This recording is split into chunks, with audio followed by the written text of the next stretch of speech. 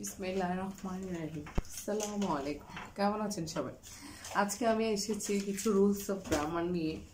এগুলো আমরা সচরাচর সবাই পারি, বাট অনেক সময় একটু কনফিউজড হয়ে যায়, যার কারণে এগুলো আমরা একটু ভুল করে থাকি। হ্যাঁ, প্রথমে যে রুলসটা এনেছি আমি, ইফ যুক্ত প্রথম ক্লজটুকু ফার্স্ট পারফেক্ট টেন্সে হলো, অর্থাৎ ইফ নিয়ে যে সেন্টেন্সটা থাকবে বা ক্লজটা থাকবে ওটা যখন ফার্স্ট পারফেক্ট টেন্সে হবে তখন তার পরবর্তী অংশটা হবে would could might plus have হবে, অর্থাৎ উড কুড মাইটের সাথে আবার কি হবে, হ্যাভ হবে প্লাস ভার্বের ভার্ব থ্রি হবে। হ্যাঁ, যেমন এখানে আমি একটা এক্সাম্পল এনেছি, if I had tried again,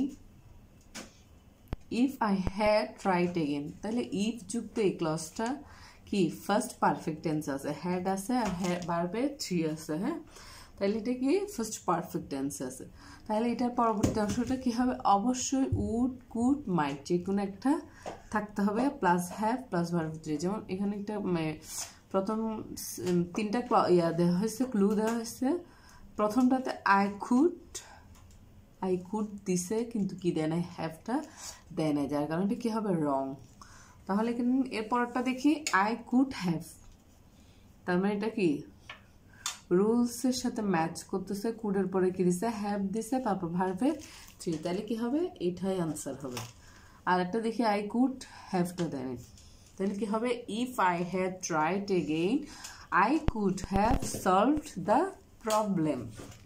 তারপর সেকেন্ড রুলসে আসি, যখন কোনো সেন্টেন্স এই আই ফ্যান্সি বা আই উইশ ইত্যাদি দ্বারা বাক্য শুরু হলে পরবর্তীতে মেইন ভার্বটি ফার্স্ট ফর্ম হয়। কি বলছে, যখন একটা সেন্টেন্স আই উইশ অথবা আই ফ্যান্সি দ্বারা শুরু হলে তার পরবর্তীটা কি হবে, মেইন ভার্বটি হবে ফার্স্ট ফর্মে, অর্থাৎ ভার্বটি হবে ফার্স্ট টেন্সে। যদি বি থাকে শুধুমাত্র অয়ার হয়, যখন বি থাকে তখন শুধুমাত্র কি হয়, অয়ারই ডাইরেক্ট বসে যায়, তো অয়ারও তো ফার্স্ট ফর্ম। হ্যাঁ, যেমন এক্সাম্পল, আই ফ্যান্সি আই, তাহলে এখানে কি নাই, বি নাই, তাহলে এখানে কি হবে, এটা অবশ্যই ফার্স্ট ফর্মে হবে, এ পেইড, তাহলে কি হবে, I fancy I turn paid. হ্যাঁ, এটাই হচ্ছে কি আনসার।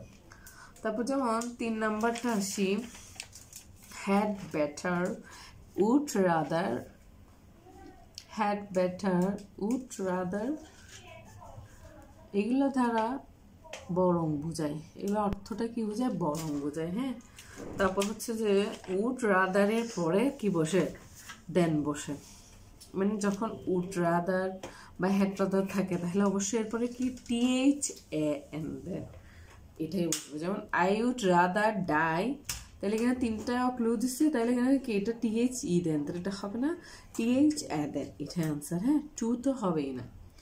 থ্যাংক ইউ গাইস, আসসালামু আলাইকুম।